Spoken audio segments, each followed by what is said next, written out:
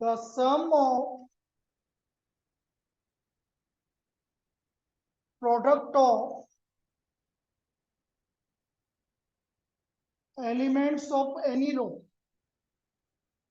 elements of any row, bracket में column, to the corresponding cofactor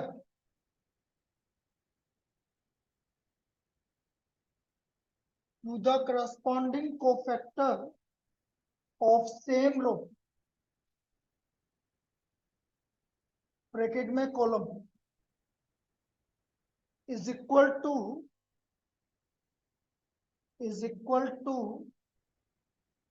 its determinant, is equal to its determinant. The sum of product of elements of any row, bracket में column, to the corresponding cofactor of same row, bracket में column, is equal to its determinant. अब ये क्या बोलना चाह रहा है ये समझ लो.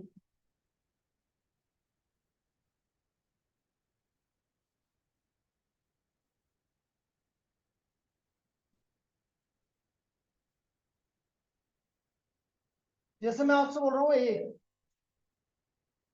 -1 3 2 5 4 -3 6 2 -1, ये कोई आपका मैट्रिक्स है. अब सबसे पहले हम इनके कोफैक्टर निकालेंगे. क्या निकालेंगे? कोफैक्टर. अब कोफैक्टर मैंने तुम्हें बताया था ना उस दिन. जैसे मैं यहाँ पर लिख रहा हूँ C11, तो C11 के आगे प्लस आएगा. ठीक है माधव, C11 प्लस क्या आएगा? -4 + 6, तो ये आ गया 2. दीपांग, C12 के आगे क्या आएगा? प्लस आएगा माइनस आएगा? माइनस. अब क्या लिखेगा बेटा इसमें?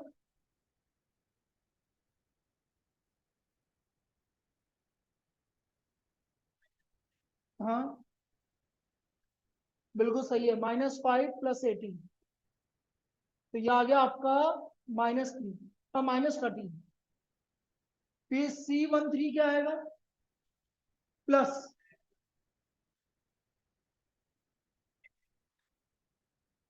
तो -14 आ गया. ठीक है शशांक, शशांक क्या C21 प्लस आएगा माइनस आएगा? माइनस. क्या आएगा? -3 -4, तो 7 हो गया. राघव, C22 प्लस क्या आएगा बेटा? हाँ -12 -11 आएगा. दिग्विजय, C23 में प्लस आएगा माइनस आएगा? 2 + 3 प्लस है माइनस है? माइनस. क्या आएगा अंदर?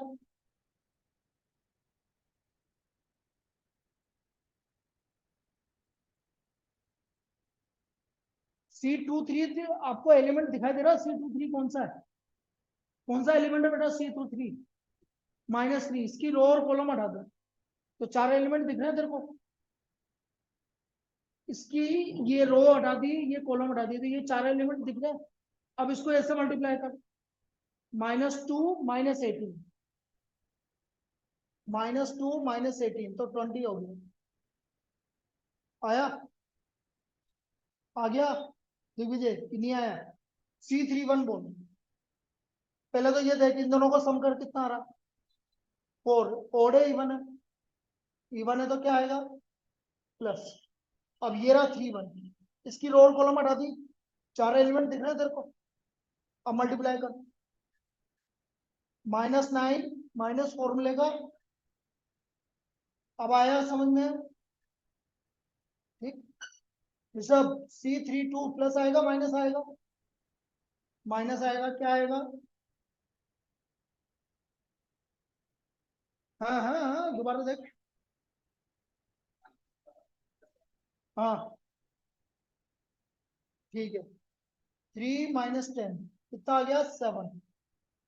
शशांक C33 प्लस आएगा माइनस आएगा, बोल क्या आएगा बेटा? Plus -50 minus -90। ये सारे कोफैक्टर आ गया।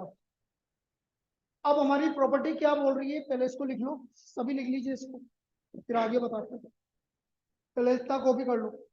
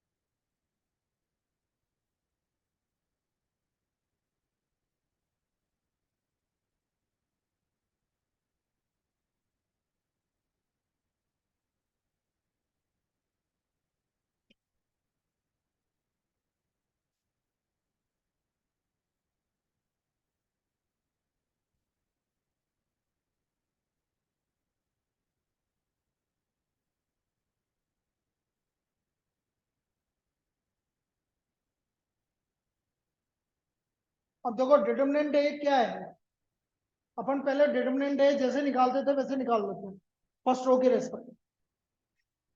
पहला एलिमेंट -1, तो ये हो गया -4 + 6। बीच वाले का साइन चेंज, -5 + 18, फिर +2 10 - 24। ये हमारा डिटर्मिनेंट है जैसे निकालते जाते हैं। तो ये आ गया -2 -39 और -28। कितना आ गया ये? -41 -69 आ रहा है कि नहीं आ रहा? अब ये तो डिटर्मिनेंट है अपन ने निकाल लिया। अब मैं तुमसे को प्रॉपर्टी बता रहा हूँ, ये प्रॉपर्टी क्या बोल रही है। आप कोई सी भी रो सेलेक्ट करो, पहले बताओ कौन सी रो लूं। फर्स्ट तो मत लेना, फर्स्ट के अलावा, फर्स्ट से तो निकाल लिया मैंने, थर्ड रो ले लिया। अब मैंने थर्ड रो लिया, इस एलिमेंट का नाम क्या है बेटा? A31 C31 plus A32 C32 plus A33 C33। ये वैल्यू निकाल के देखते हैं।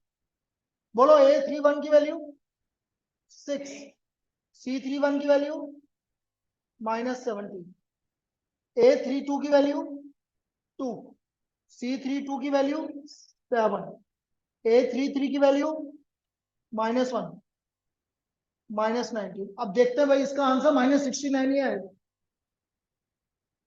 102 + 14 + 19, ये आ गया आपका -69। इसका मतलब मैंने जब थर्ड रो के रेस्पेक्ट में निकाला, तो प्रॉपर्टी क्या बोल रही है, यदि आप किसी रो के एलिमेंट को उसके कोफैक्टर से मल्टीप्लाई करके ऐड करोगे तो हमेशा क्या आएगा? डिटर्मिनेंट है। प्रणय समझ में आया? अब जैसे मैं सेकंड कॉलम लेता हूं, इसका भी निकालेंगे तो भी यही आएगा। देखो इधर, ये इस एलिमेंट का नाम A12C12, इस एलिमेंट का नाम A22C22, इस एलिमेंट का नाम A32C32। अब देखो A12 की वैल्यू 3, C12 की वैल्यू -13, A22 की वैल्यू 4, C22 की वैल्यू -11, A32 की वैल्यू 2 7, -39 -44 + 14। तो ये हमारा किसके इक्वल आ रहा है? -61। इसका मतलब डिटरमिनेंट क्या होता है, किसी भी रो के एलिमेंट या कॉलम के एलिमेंट को उसकी कोफैक्टर से मल्टीप्लाई करके ऐड करेंगे तो क्या आएगा, डिटरमिनेंट आएगा। प्रॉपर्टी समझ में आ गई? ठीक है, तो ये लिख लीजिए बाकी जो लिखवा है। तो बाकी जो जो लिखवाया है डिटरमिनेंट है हर एक रो कॉलम के रेस्पेक्ट में। तो आप किसी रो के रेस्पेक्ट में जाओ या कॉलम के रेस्पेक्ट में जाओ, आपको डिटरमिनेंट है ये मिलेगा। तो डिटरमिनेंट इज -69, किसी भी रो के रेस्पेक्ट में ले लो या किसी भी कॉलम के रेस्पेक्ट में ले लो।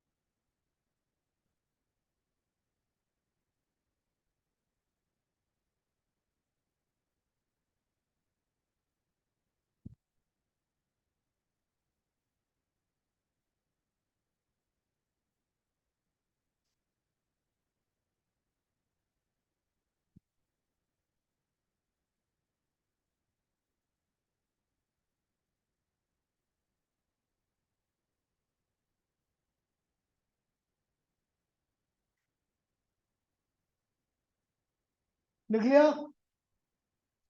तो ये प्रॉपर्टी थी भाई कि the sum of product of elements of any row to the corresponding cofactors of any other on the same row is always equal to its determinant.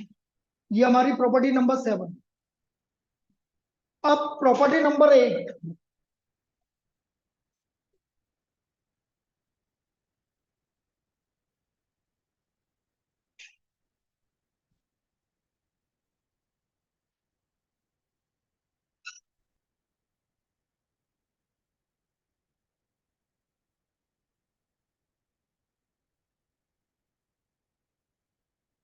लिखो।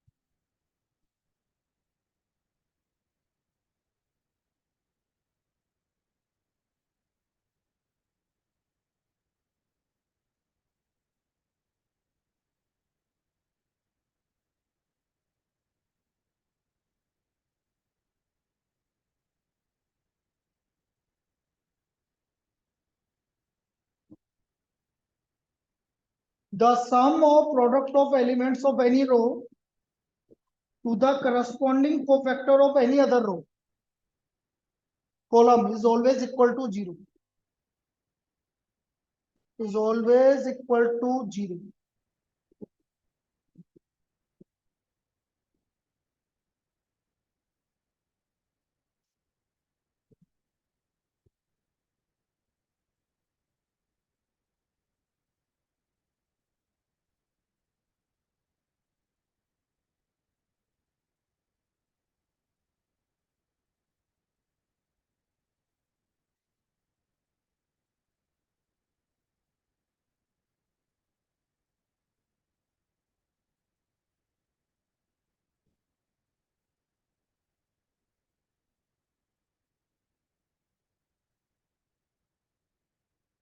ये क्या बोल रहा है कि किसी रो के एलिमेंट, जैसे कोई एक रो चूज करो जिसके एलिमेंट लेना है, कोई भी रो चूज कर लो, थर्ड रो, और किसी दूसरी रो के कोफैक्टर, थर्ड रो के अलावा किस रो के कोफैक्टर लेना चाहते हैं, सेकेंड।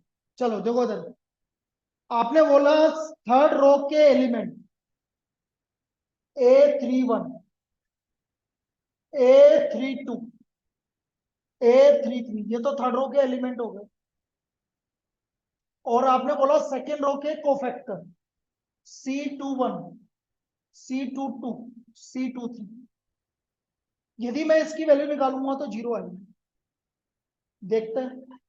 A31 की वैल्यू 6, C21 की वैल्यू 7, A32 की वैल्यू 2, C22 की वैल्यू -11, A33 की वैल्यू -1, और C23 की वैल्यू 20। 42 -22 -20 किसके इक्वल आ रहा है, जीरो। समझ में आई प्रॉपर्टी? किसी रो के एलिमेंट और किसी दूसरी रो के कोफैक्टर से मल्टीप्लाई करके ऐड करेंगे, यही काम आपका कॉलम में हो जाएगा। पहले इसको लिख लो, फिर एक और कॉलम वाला भी बता देता हूँ।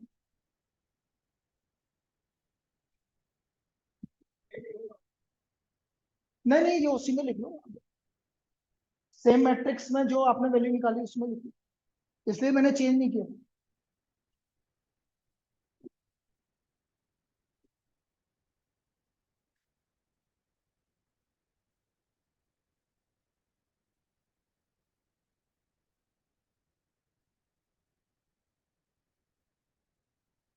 अब सपोज मैं फर्स्ट कॉलम के तो एलिमेंट ले रहा हूँ, थर्ड कॉलम के कोफैक्टर ले रहा हूँ।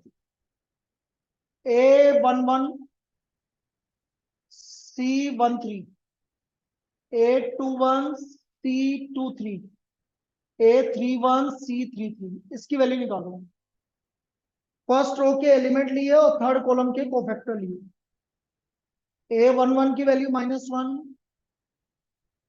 C13 की वैल्यू आपकी है -14, A21 की वैल्यू है आपकी 5, C23 की वैल्यू 20, A31 की वैल्यू है आपकी 6, और A33 की वैल्यू -90।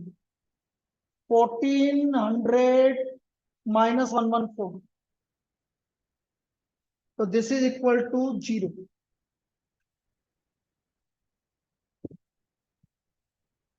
ये वैल्यू जीरो के इक्वल आ गई। तो ये एट प्रॉपर्टी 8 समझ में आ गई। अब इस पे क्वेश्चन किस तरह से पूछेगा वो बता रहा हूँ। तो पहले इसको लिख लो, फिर क्वेश्चन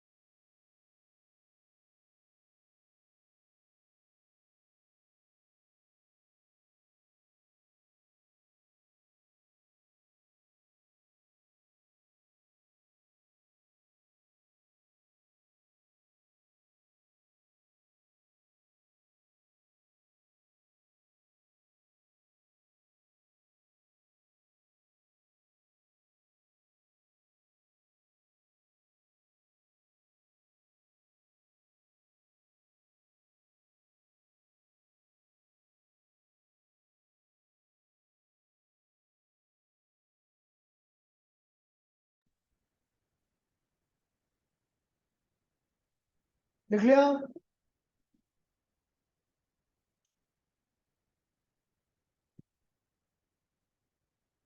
अब देखो क्वेश्चन किस तरह से पूछे जाएंगे। जैसे एक प्रॉब्लम आया हुआ है वो मैं बता देता हूँ।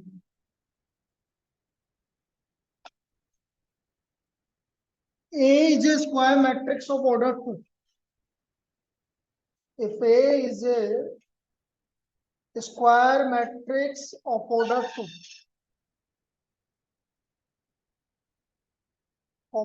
2, and is denoted by A equal to Aij 2 into 2. If determinant A equal to -7, then find A21 C21 plus A22 C22. इसकी वैल्यू मुझे निकालनी है।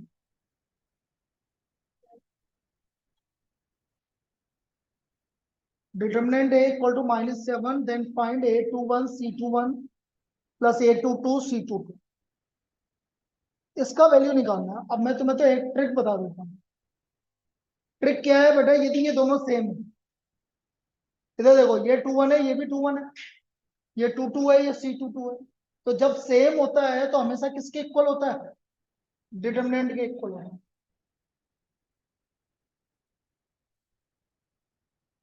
और इसकी वैल्यू किसके इक्वल आएगी? -7। क्यों? क्योंकि ये दोनों सेम है।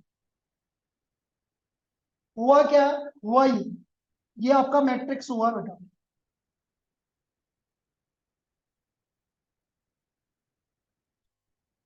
तो A21 कौन सा एलिमेंट है? ये रहा।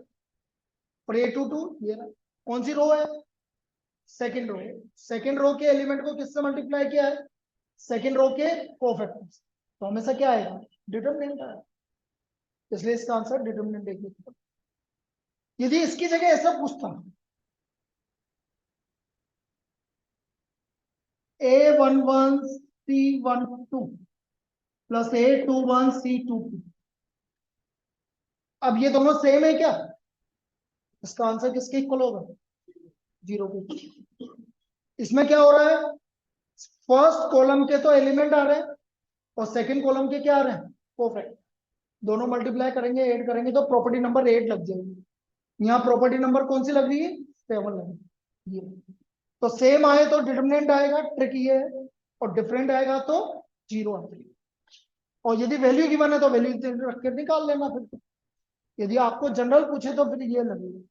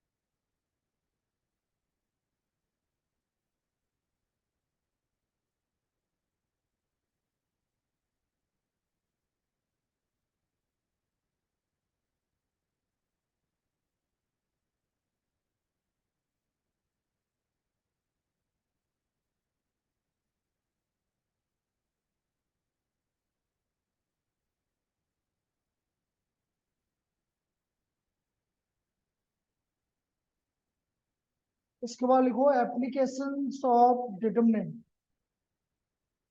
Applications of determinant.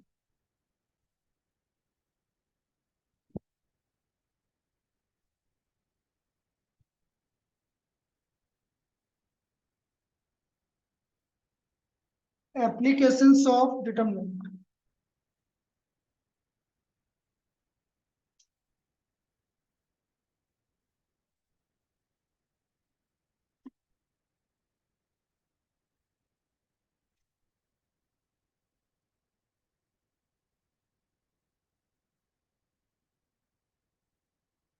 First area of triangle,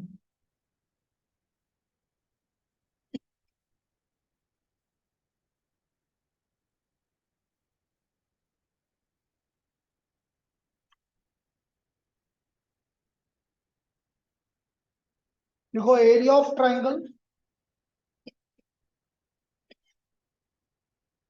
with vertices A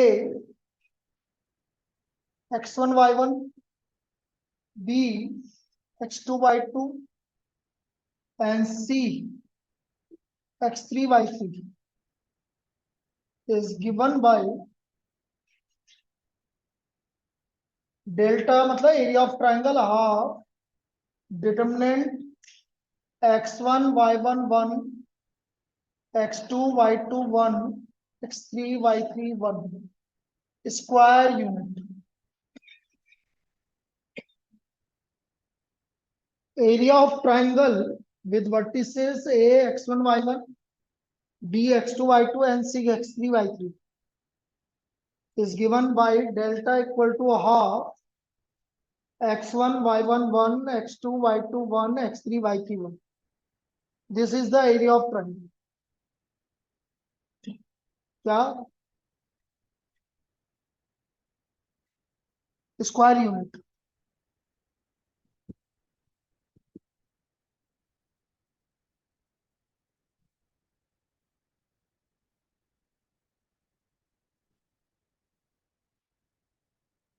square unit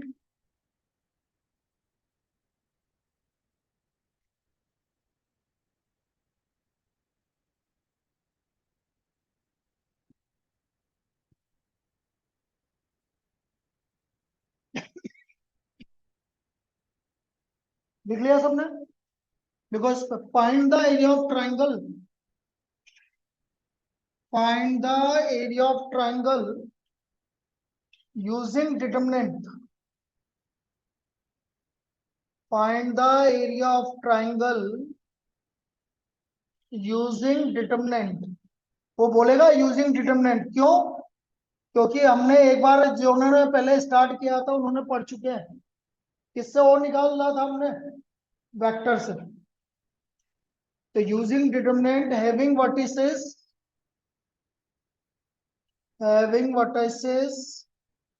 A -3 2, B 5, 7, C 6, 9।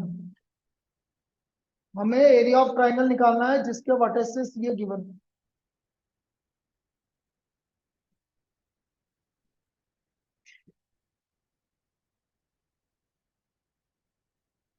एक चीज याद रखना, एरिया ऑफ ट्राइंगल कभी भी नेगेटिव नहीं आएगा, तो जो भी आंसर आएगा वो पॉजिटिव में आएगा।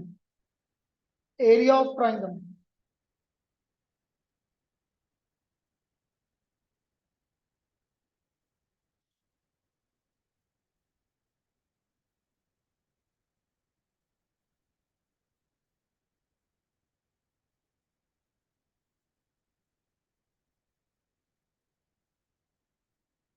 डायरेक्ट ओपन कर लो, डिटरमिनेंट वो लगाता हूँ मॉडुलस -3, बोलो -3 मल्टीप्लाइड बाई 7 - 9, दिग्विजय 7 - 9, ये बीच का -2 मल्टीप्लाइड बाय 5 6 +1 45 - 42। अब इसको सोल्व कर लो। -3 multiplied by -2, -2 multiplied by -1, 1 multiplied by 3, 6 + 2 + 3, 11/2 square unit। This is the area of triangle, 11/2 square unit।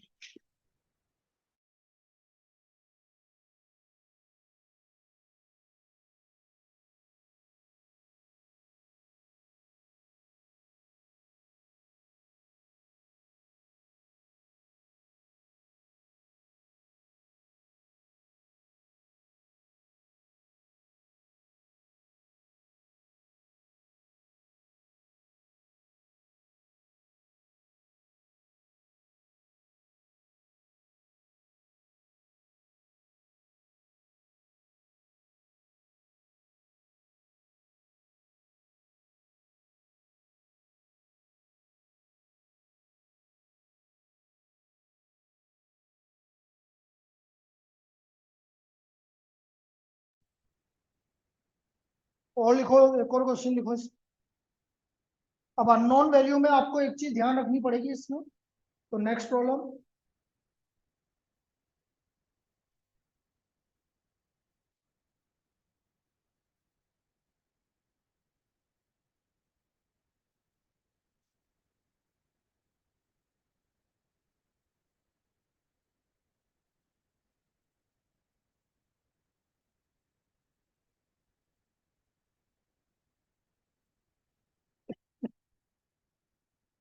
देखो, find the value of x,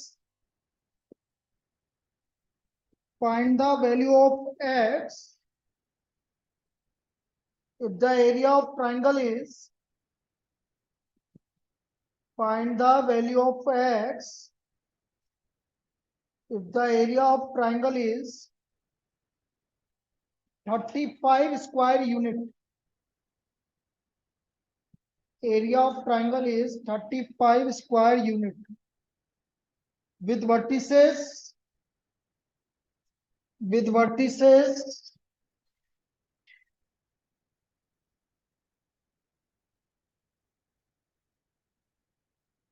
x comma 4,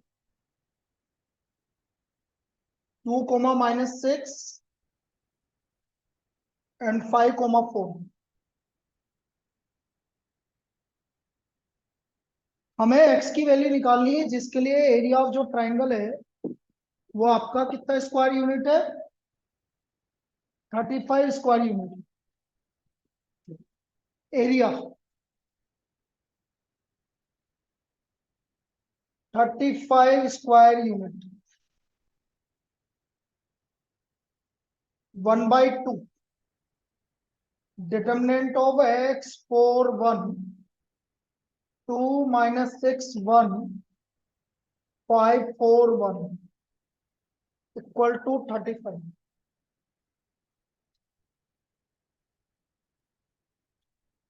cross multiply कर लो तो इधर तो 70 हो गया, ये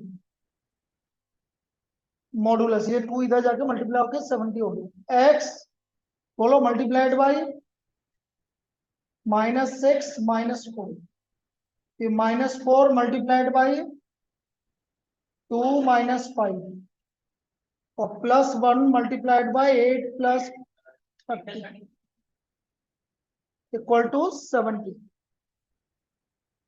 तो ये आ गया मॉडुलस -10x +12 +38, मॉडुलस आएगा बेटा।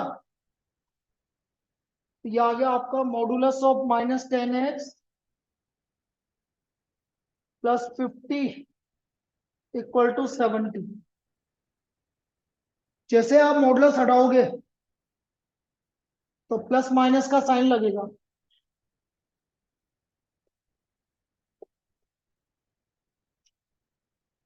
जैसे मॉडुलस हटाओगे तो क्या का साइन लगेगा, plus minus, taking positive sign.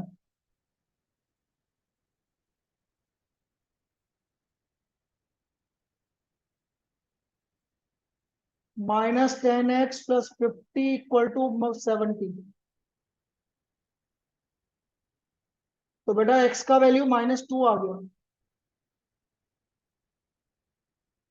और टेकिंग नेगेटिव साइन,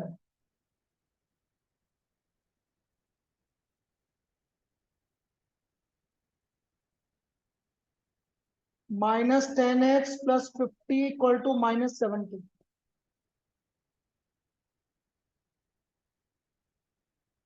तो हमारा x का वैल्यू 12 आ गया।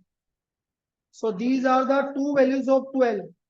एक वैल्यू लिख के आओगे तो मार्क्स कटेंगे, दो वैल्यू लिखनी पड़ेगी।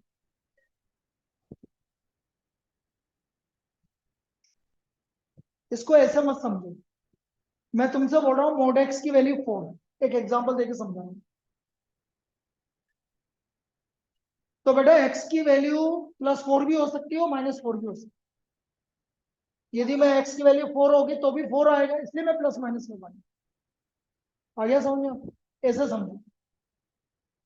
तो x की वैल्यू 12 और -2 आ गई। तो ये हमारा पहला क्या हो गया, एप्लीकेशन हो गया area of triangle.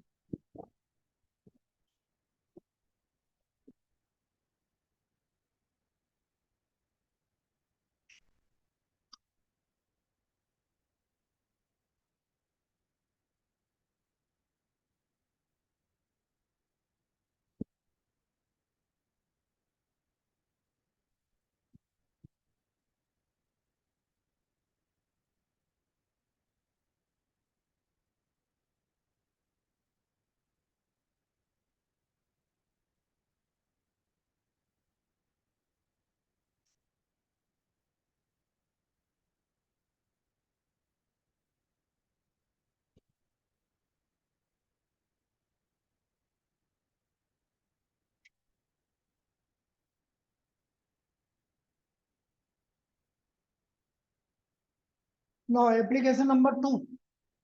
The application 2. Collinearity of 3 points.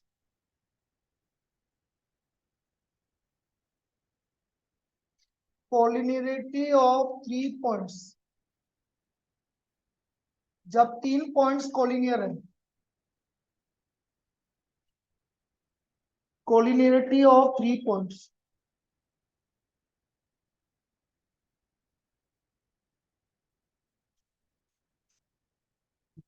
Points A x1 y1, B x2 y2, and C x3 y3 are collinear if determinant of x1 y1 1, x2 y2 1, x3 y3 1 is equal to 0. Is equal to 0. यदि कोई भी 3 points collinear है तो determinant का value 0 के equal आएगा.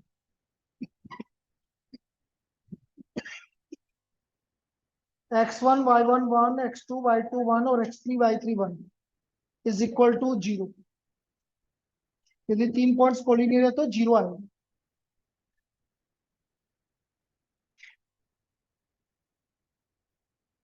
Find the value of lambda. Find the value of lambda so that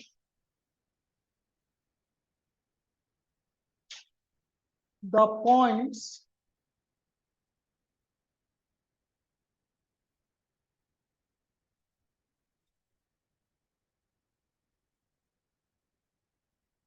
(1, -5, -4, 5 and lambda, 7 are collinear.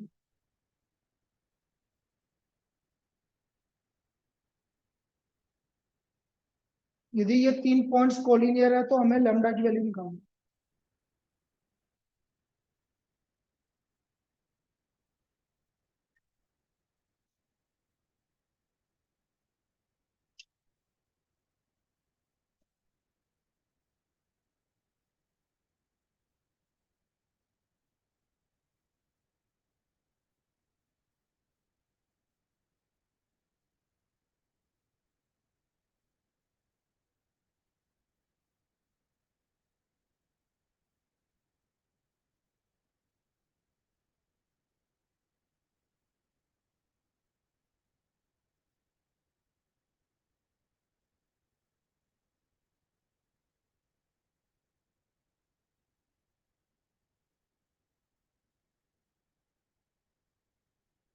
भाई equal to 0 है तो लैम्डा मॉडुलस लगाने की जरूरत ही नहीं है.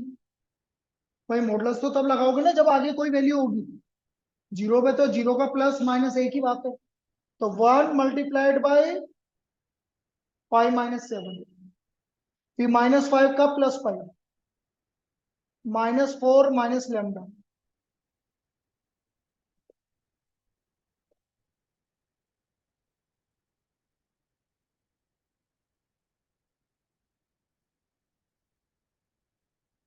या -10 lambda -50. So what is the value of lambda? -5. तो जब लैम्डा की वैल्यू -5 होगी जब पॉइंट्स कोलिनियर होंगे.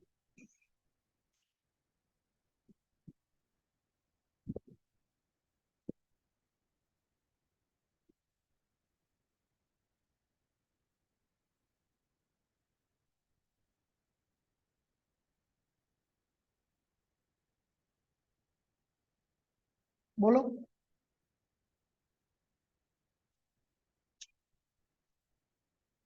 हम्म.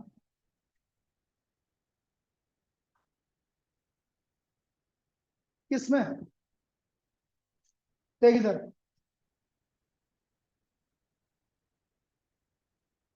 1 5 -7 फिर -5 का +5 कहाँ 5 है कहाँ 1 कोमा -5 -4 कोमा 5 कोमा 1 क्या हो गया क्या confusion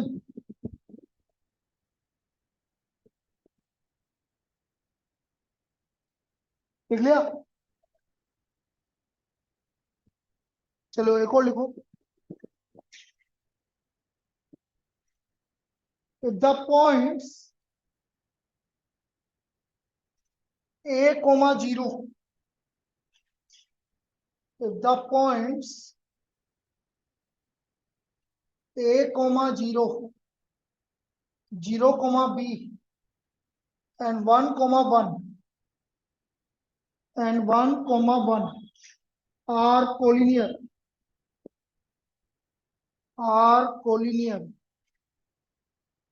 then prove that a plus b equal to ab then prove that a plus b equal to ab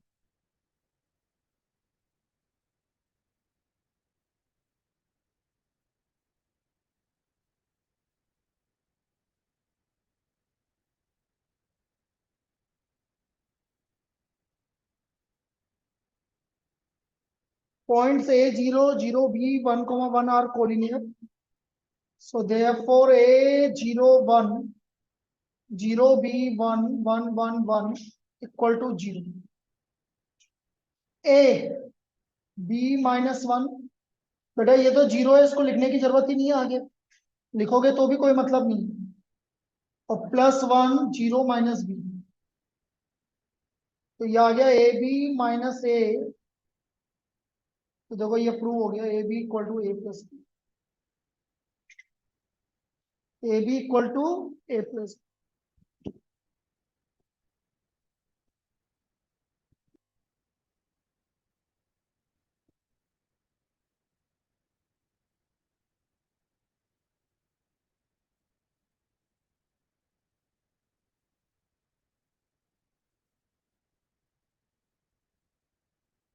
अब लिखो एप्लीकेशन नंबर 3